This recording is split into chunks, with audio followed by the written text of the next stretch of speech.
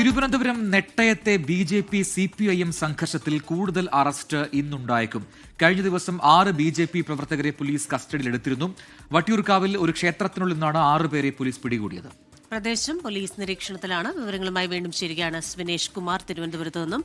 Vinesh, good morning again.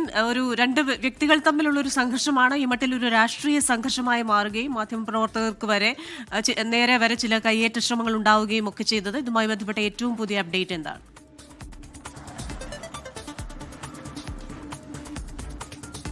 Rajani Christina, very good morning. എന്തായാലും നെട്ടയത്തെ ആക്രമണവുമായി ബന്ധപ്പെട്ടുകൊണ്ട് കൂടുതൽ പേരെ പോലീസ് നിരീക്ഷിച്ചു വരികയാണ് എന്നാണ് ഇപ്പോൾ നമുക്ക് അറിയാൻ കഴിയുന്നത്. കാരണം പ്രദേശത്ത് ഇപ്പോഴും സംഘർഷാവസ്ഥ നിലനിൽക്കുന്നുണ്ട്. ഇന്നലെ വൈകുന്നേരം ഇതുമായി ബന്ധപ്പെട്ടുകൊണ്ട് സംഘർഷമുണ്ടായിരുന്നു.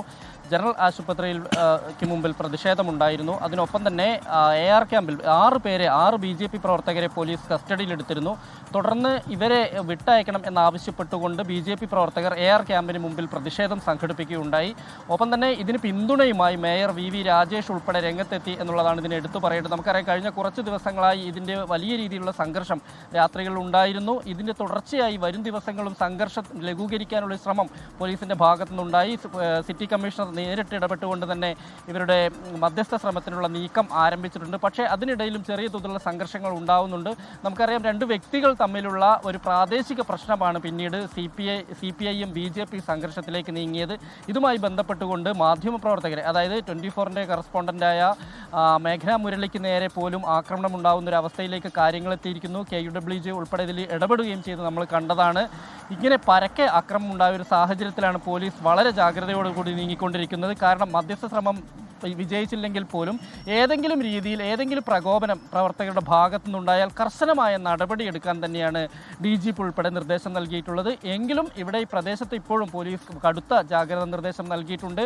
കാരണം ഏതെങ്കിലും രീതിയിലുള്ള ആക്രമണങ്ങൾ ഉണ്ടാവുകയാണെങ്കിൽ അതിൽ കൃത്യമായൊരു ഇടപെടൽ നടത്താനുള്ള ശ്രമം പോലീസിൻ്റെ ഭാഗത്തു നിന്നുണ്ടാവും. എന്തായാലും പ്രദേശം സൂക്ഷ്മമായ നിരീക്ഷണത്തിലാണ് പോലീസിൻ്റെ.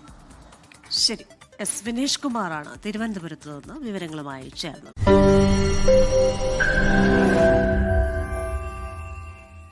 ലോകത്തെവിടെയായാലും ഏത് സമയത്തും 24 വാർത്തകളും ഓഗ്മെന്റഡ് റിയാലിറ്റി പാക്കേജുകളും എക്സ്പ്ലെയിനറുകളും വിശദമായി കാണാൻ ഞങ്ങളുടെ YouTube ചാനൽ നിങ്ങൾക്ക് സബ്സ്ക്രൈബ് ചെയ്യാം.